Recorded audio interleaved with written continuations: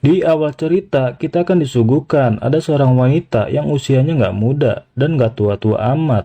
Dia kita sebut aja Yuni. Dan parasnya pun lumayan, nggak jelek dan nggak cakep-cakep amat. Sedang lah. Masih bisa buat godain bapak-bapak komplek yang sering nongkrong di pos ronda. 夫は決まって7時15分に起きてくる。 Sebagai seorang istri yang baik dan solehah, dia terlihat sedang menyiapkan sarapan pagi untuk suaminya. Tepat di jam 7.15 pagi, suami pun datang menghampiri meja makan. Suaminya ini kita sebut aja Samsul. Segala kebutuhan suaminya di pagi ini sudah Yuni siapkan. Bahkan Yuni sudah bangun subuh-subuh hanya untuk membeli kebutuhannya di pasar. はい、コーヒー。ありがとう。 Tapi apapun yang telah Yuni lakukan setiap harinya nggak mendapatkan perhatian dari suaminya. Padahal bagi Yuni, kecupan di keningnya juga udah buat dia seneng. Selagi mereka makan pagi, suasana hati Yuni sangat dibuat tidak enak oleh suaminya. Karena ketika Yuni menasihati suaminya, Samsul malah nggak menggubrisnya. Padahal Yuni cuma bilang kalau makan pelan-pelan aja, nggak usah terburu-buru. Samsul yang seorang pekerja keras selalu terbiasa apa-apa harus dilakukan dengan cepat. Mau itu makan, kerja, ngising, sampai berak pun harus serba cepat. Bagi Samsul, waktu adalah sangat berharga.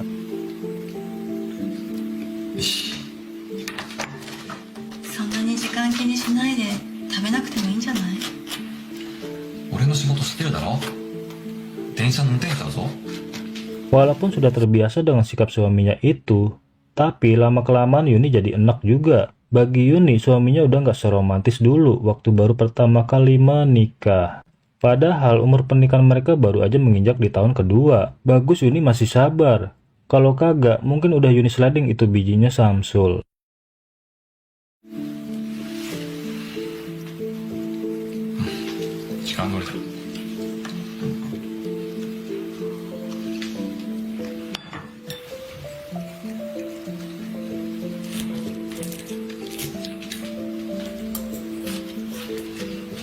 Lalu tepat di jam 7.45, Samsul sudah harus berangkat kerja, ditemani oleh Yuni. Yang saban hari terus dilakukannya selama 2 tahun terakhir ini. Kebiasaan Samsul yang selalu melihat jam dan harus tepat waktu, membuat Yuni nggak habis pikir. Itu jam tangan tiap detik tiap menit selalu dipelototin, tapi Yuni istrinya boro-boro. Semenjak mereka menikah dan Samsul yang bekerja sebagai masinis kereta, kebiasaan Samsul itu membuatnya harus menahan sabar. Walaupun manajemen waktu itu penting, tapi jangan sampai dibawa ke dalam rumah. Hidupnya jadi nggak bisa santai dan merasa nggak nyaman. 7時45分に家を出る。それもきっちりに。プロ運転手になるのが夢だった私の夫。家でまでこんなきっちりしなくていいのに。 Lalu sekembalinya Samsul bekerja, di malam ini Yuni udah masakin makanan yang enak-enak buat suaminya. Ada oseng terong, tempe bacem, sama makanan kesukaan Samsul, yaitu jengkol balado.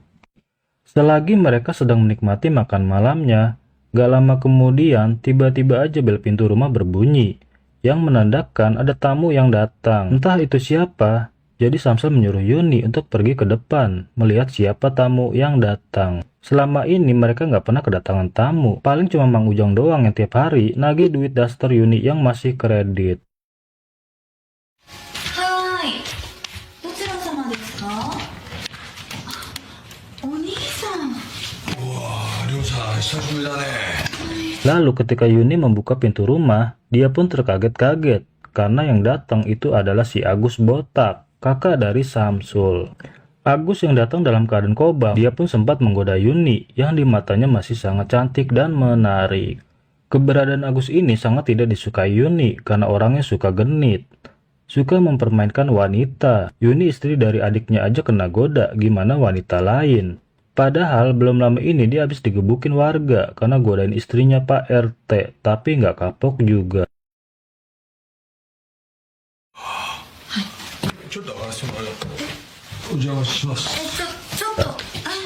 Walaupun sudah dilarang untuk datang pada jam segini, tapi Agus seakan bodo amat aja.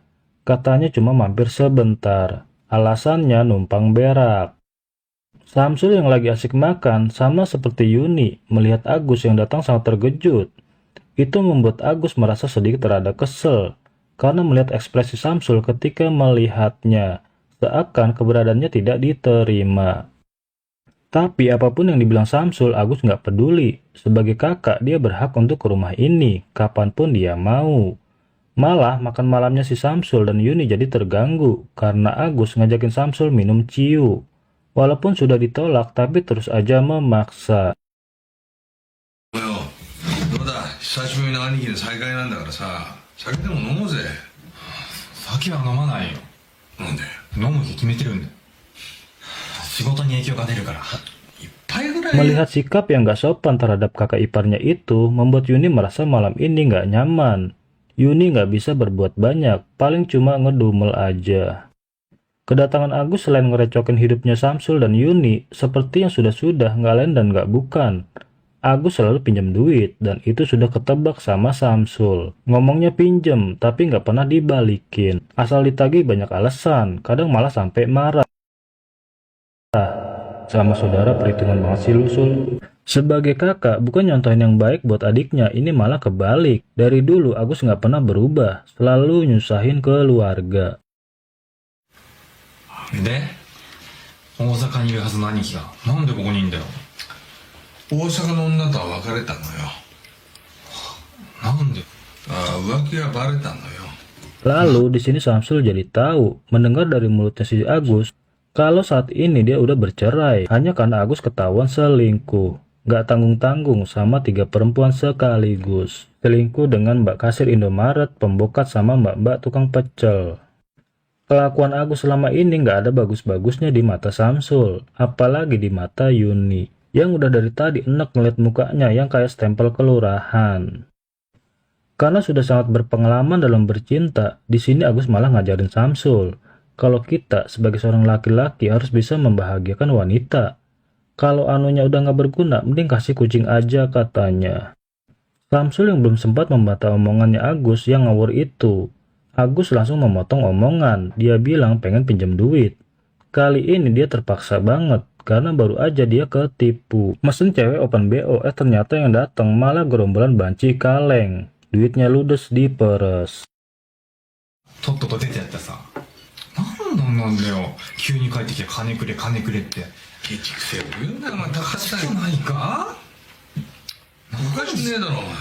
いや、しかもなんで酒ばっか飲んでさ。もう無理だわ。 Kalau uang, Samsul nggak ada masalah. Tapi baru seminggu yang lalu dikasih, sekarang udah minta lagi. Obrolan mereka berdua membuat Yuni menahan emosi di dalam hatinya. Gak terima oleh sikap Agus yang seakan mempermainkan Samsul suaminya itu.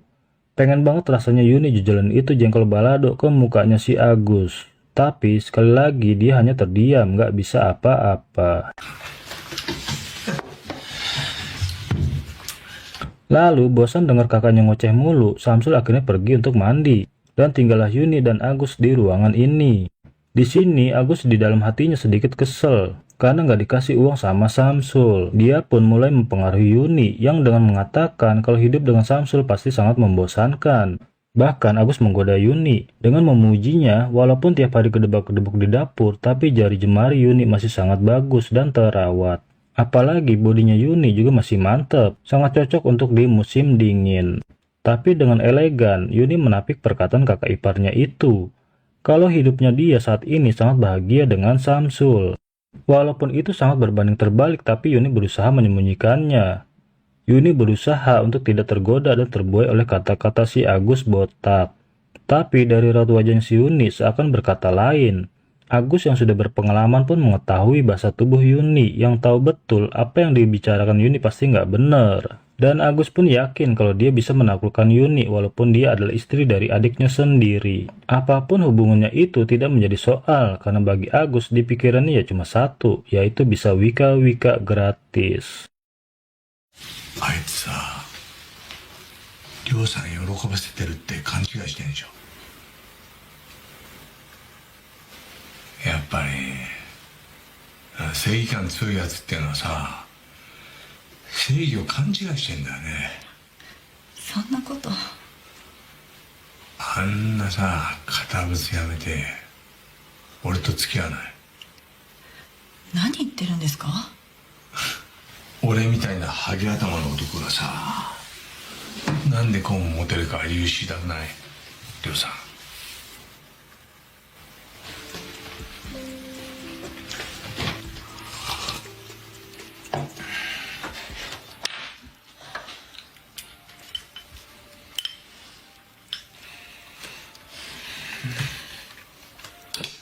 Lalu di esok harinya, seperti hari-hari sebelumnya, Yuni mendampingi kepergian suaminya. Masih menghadapi kelakuan suaminya yang masih aja terus dilakukannya sampai hari ini. Yaitu selalu melihat jam dan tepat waktu setiap apapun yang akan dilakukan. Padahal Yuni udah nggak sabar pengen rebahan, karena semalaman dia nggak bisa tidur karena godaan si Agus tadi malam. Dan sebelum pergi, Samsul sempat berpesan ke Yuni kalau nanti ada si Agus kakak iparnya itu yang palanya kayak biji karet, kalau datang jangan pernah bukain pintu. Takut nanti dia bikin masalah di saat Samsul nggak ada di rumah. そうだ。兄貴が来ても入れるなよ。はい。じゃあ、行ってきます。はい。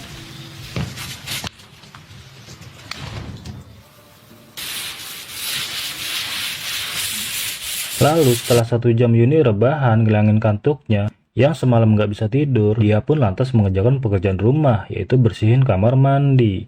Selagi sibuk bersihin kamar mandi, dia pun tiba-tiba aja teringat akan godaan si Agus tadi malam. Entah kenapa dengan isi kepalanya Yuni, itu kepala Agus yang botak sampai terngiang-ngiang di kepikirannya. Padahal hal itu sudah Yuni sendiri ketahui. Apa yang dirasakan saat ini adalah akibat keresahan hidupnya yang sangat bosan hidup bersama Samsul. Apalagi batinnya yang merasa tak terpuaskan. Tapi Yuni berusaha untuk tidak mengakui, berbohong pada dirinya sendiri. Lalu selagi Yuni mikirin palanya si Agus yang licin itu, tiba-tiba aja bel rumah berbunyi, tanda ada tamu yang datang. Yang dalam pikirannya Yuni itu adalah si Mang Ujang yang pengen nagih duit daster yang Yuni kredit.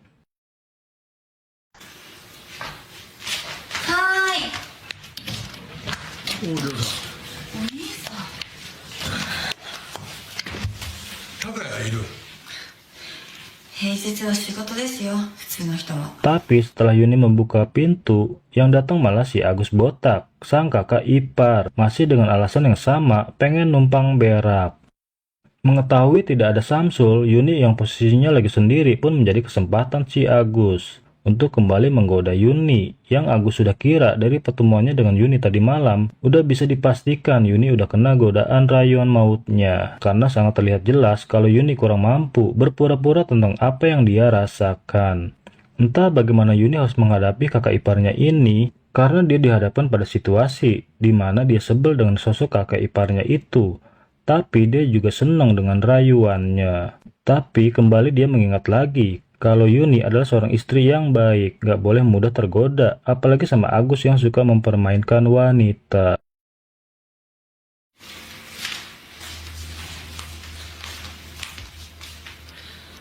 Kore nandara kaite kudasai ne. ああ、わかったわかった。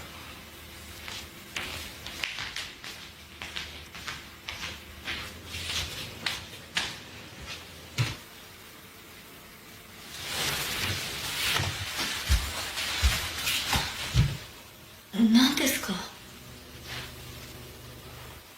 Lalu selagi Yuni meneruskan pekerjaannya, dengan melihat kondisi Yuni yang sendirian, itu membuat bijinya Agus geter-geter. Jadi dia nggak menyia-nyiakan waktu yang berharga ini untuk nubruk Yuni di saat suaminya nggak ada. Kejadian itu membuat Yuni tidak bisa melupakannya.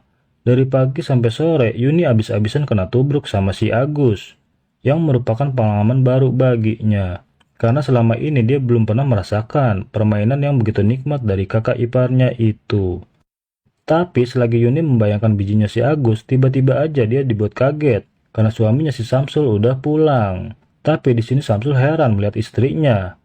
Yuni yang biasa menyambutnya setiap pulang, tapi hari ini tidak. Itu mukanya kusut banget kayak orang sawan. Gak biasanya dia begitu. Tapi di sini Yuni langsung aja bilang kalau dia hari ini lagi gak enak badan.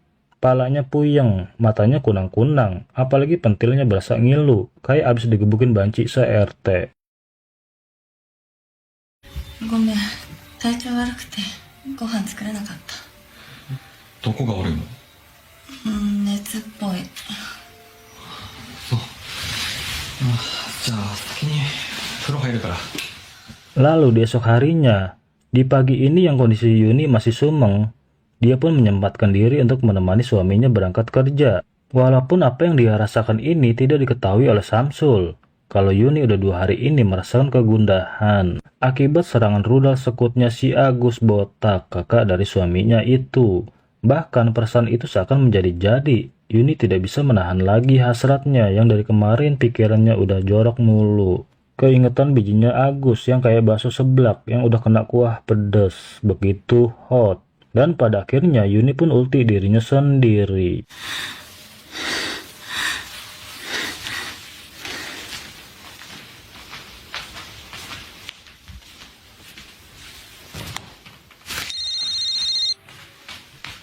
Lalu setelah selesai menyelesaikan kegundahannya, sumeng yang dirasakan Yuni pun sedikit mereda. Tapi tiba-tiba dia menerima telepon dari Agus Botak, yang dimana dia sekali lagi tergoda oleh kata-kata Agus, yang mengajak Yuni untuk main ke rumahnya.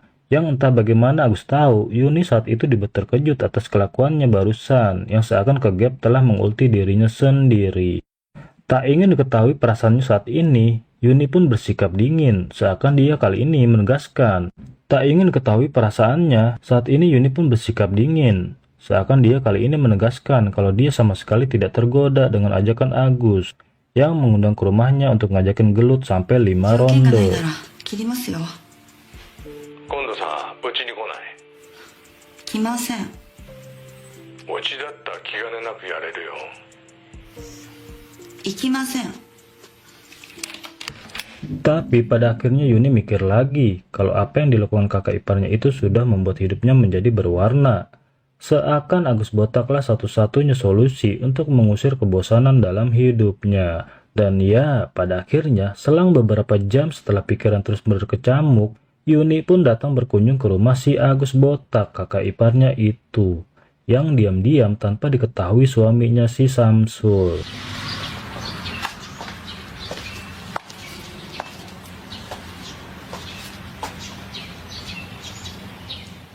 Walaupun ada sedikit perasaan ragu, tapi setelah Agus mengetahui ada keberadaan Yuni di depan pintu rumahnya, langsung aja Agus Botak menarik Yuni ke dalam rumah. Dan sudah dipastikan, mereka akan melakukan adegan yang telah disuruh oleh Bapak Sutradara di pojok sana.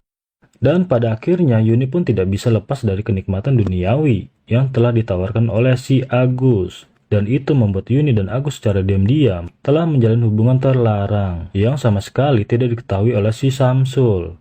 Walaupun hal ini tidak bisa dibenarkan, akan tetapi selama rumah tangganya dalam keadaan baik-baik aja, itu tidak masalah selama suaminya nggak tahu. Bahkan dengan hubungan yang tidak seharusnya ini malah memberi dampak yang baik buat hubungan Yuni dan suaminya.